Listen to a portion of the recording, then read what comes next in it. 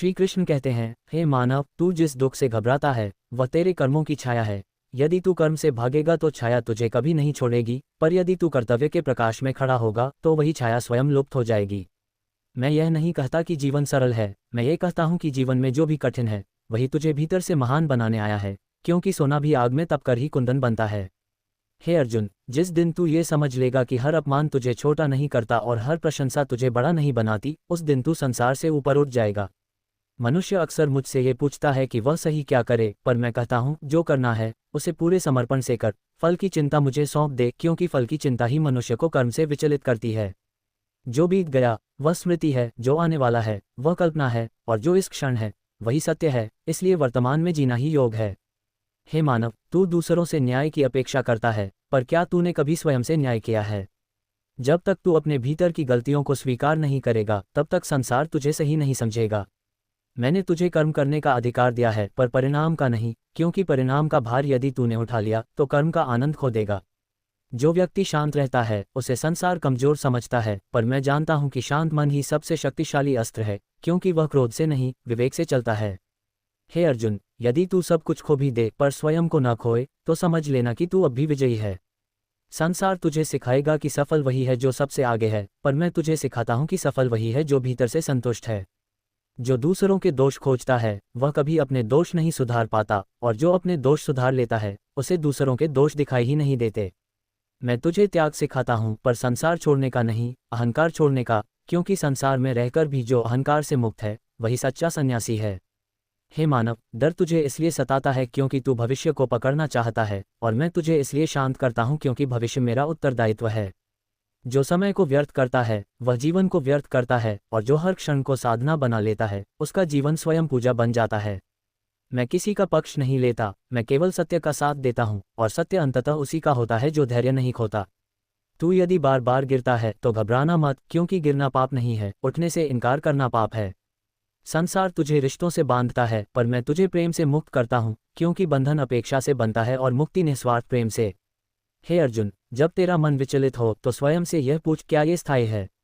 यदि नहीं तो उसे इतना महत्व मत दे।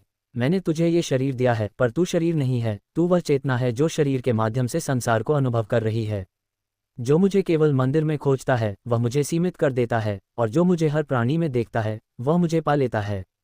हे मानव, तू जितना दूसरों को क्षमा करेगा उतना ही स्वयं को हल्का महसूस करेगा, क्योंकि क्षमा सामने वाले के लिए नहीं, तेरी आत्मा के लिए होती है। मैं तुझे धन से नहीं रोकता, मैं तुझे मोह से रोकता हूँ, क्योंकि धन साधन है पर मोह बंधन है। जो अकेलेपन से डरता है वह स्वयं से भाग रहा है, और जो स्वयं के साथ रहना सीख लेता है उसे संसार कभी खाली नहीं लगता। मैंने तुझे बुद्धि दी है, पर निर्णय तुझे स्वयं लेने हैं, क्योंकि जीवन परीक्षा है और मैं उत्तर पुस्तिका नहीं, मार्गदर्शक हूँ। हे अर्जुन, जब तू थक जाए तो रुक जाना, पर पीछे मत लौटना। भगवद गीता हमें ये सिखाती है कि यह शरीर नश्वर है, समय के साथ बदलने वाला है, जन्म लेता है, बढ़ता है और अंत में नष्ट हो जाता है, परंतु इस शरीर के भीतर निवास करने वाली आत्मा न कभी जन्म लेती है और न ही कभी मरती है, वह सदा से है और सदा रहेगी। इसलिए जो व्यक्ति आत्मा के इस सत्य को समझ लेता है वह जीवन और मृत्यु के भय से मुक्त हो जाता है और संसार के हर उतार चढ़ाव को समान भाव से देखने लगता है। गीता का वचन ये भी स्पष्ट करता है कि मनुष्य को अपने जीवन में केवल अपने कर्तव्य पर अधिकार है, कर्म करने पर अधिकार है, लेकिन कर्म के फल पर उसका कोई अधिकार नहीं है। इसलिए जो व्यक्ति फल की चिंता छोड़कर केवल अपने धर्म और कर्तव्य को पूर्ण निष्ठा से करता है वही वास्तव में कर्मयोगी कहलाता है, और वही अंतर्मन में शांति प्राप्त करता है। भगवान श्री कृष्ण यह उपदेश देते हैं कि जब मनुष्य अपने कर्मों को ईश्वर को समर्पित कर देता है और स्वयं को केवल एक माध्यम मानता है, तब उसके भीतर अहंकार समाप्त होने लगता है, और वही अहंकार जो दुख और बंधन का कारण है धीरे धीरे गलकर नष्ट हो जाता है। गीता ये भी समझाती है कि सुख और दुख, लाभ और हानि, जय और पराजय ये सभी जीवन के अस्थायी भाव हैं जो आते जाते रहते हैं। इसलिए जो व्यक्ति इन द्वंद्वों से ऊपर उठकर संभाव में स्थित रहता है वही स्थिर बुद्धि वाला कहलाता है, और वही सच्चे अर्थों में ज्ञानी है। भगवद गीता हमें ये सिखाती है कि मन ही मनुष्य का सबसे बड़ा मित्र भी है और सबसे बड़ा शत्रु भी, क्योंकि यदि मन वश में हो तो वह व्यक्ति को ऊंचाइयों तक ले जाता है, और यदि मन अनियंत्रित हो तो वही मन व्यक्ति को पतन की ओर धकेल देता है। इसलिए आत्मसंयम और आत्मचिंतन का अभ्यास अत्यंत आवश्यक है। गीता के अनुसार जो व्यक्ति इंद्रियों के विषयों में अत्यधिक आसक्त हो जाता है वह धीरे धीरे इच्छा, फिर क्रोध और फिर मोह में फंस जाता है, जिससे उसकी बुद्धि नष्ट हो जाती है और वह सही गलत का विवेक खो बैठता है। इसलिए इंद्रियों पर संयम और संतुलन जीवन की मूल आवश्यकता है।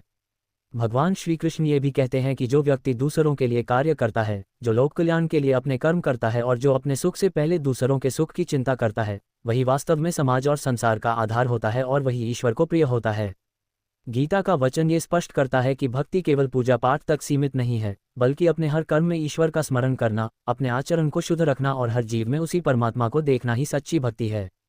भगवद गीता ये भी सिखाती है कि ज्ञान केवल पुस्तकों से नहीं आता, बल्कि आत्मानुभव, साधना और जीवन के अनुभवों से प्राप्त होता है, और जब ज्ञान और भक्ति का मेल होता है, तब मनुष्य का जीवन दिव्य हो जाता है।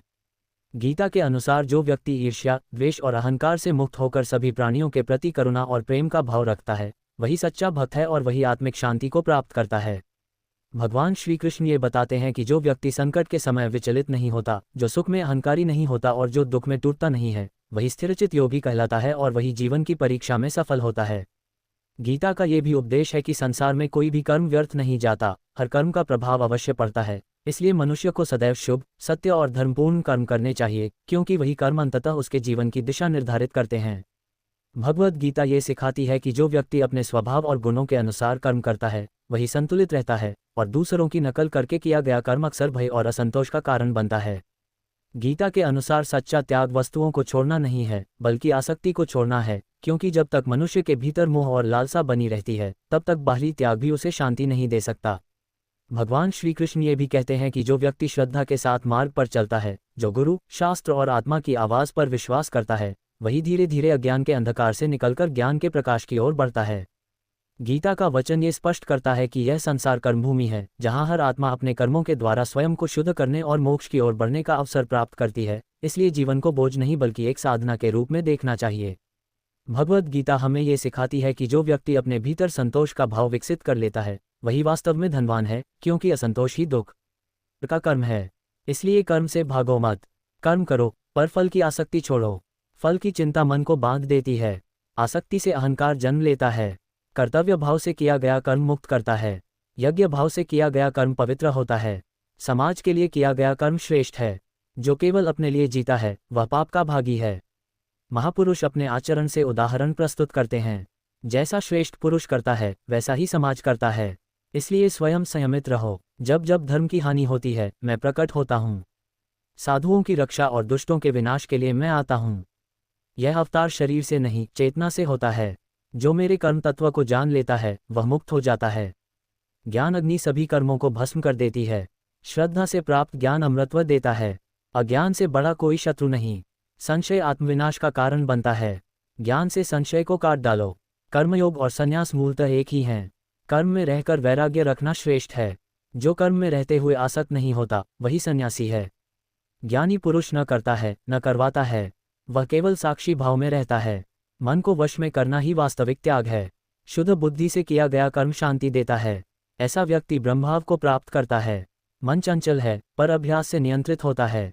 वैराग्य मन को स्थिर करता है। अकेले शांत स्थान में ध्यान करो। शरीर, गर्दन और सिर को सीधा रखो। इंद्रियों को संयमित करो। मन को आत्मा में स्थिर करो। जो योग में स्थित है, वह दुखों से मुक्त होता है। पतन से डरो मत, प्रयास कभी व्यर्थ नहीं जाता। अधूरा योग भी अगले जन्म में फल देता है। मैं इस संपूर्ण जगत का मूल कारण हूँ। मुझसे ही सब उत्पन्न होता है।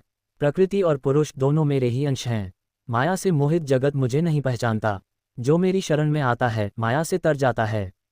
मृत्यु के समय जो मुझे स्मरण करता है, वह मुझे प्राप्त होता है। अंतकाल का भाव अगला जन्म निर्धारित करता है। मैं सब में हूँ, पर सबसे परे हूँ। जो मुझे प्रेम से भजता है, मैं उसे स्वीकार करता हूँ। पापी से पापी भी यदि शरण ले ले, तो पवित्र हो जाता है। स्त्री, वैश्य, शूद्र सब मोक्ष के अधिकारी हैं। प्रेमपूर्वक अर्पित पत्र, पुष्प भी मुझे प्रिय है। मन, बुद्धि और जीवन मुझे अर्पित कर दो। मैं सभी श्रेष्ठताओं में श्रेष्ठ हूँ।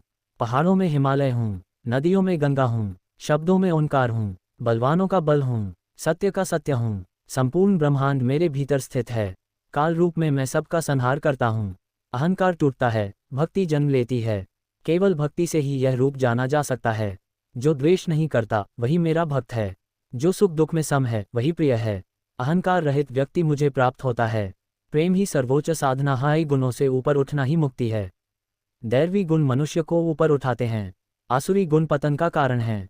श्रद्धा कर्म का स्वरूप तय करती है। त्याग का अर्थ कर्म छोड़ना नहीं, आसक्ति छोड़ना है। सभी धर्मों को त्याग कर मेरी शरण में आओ। मैं तुम्हें सभी पापों से मुक्त कर दूंगा। शोक मत करो, मैं तुम्हारे साथ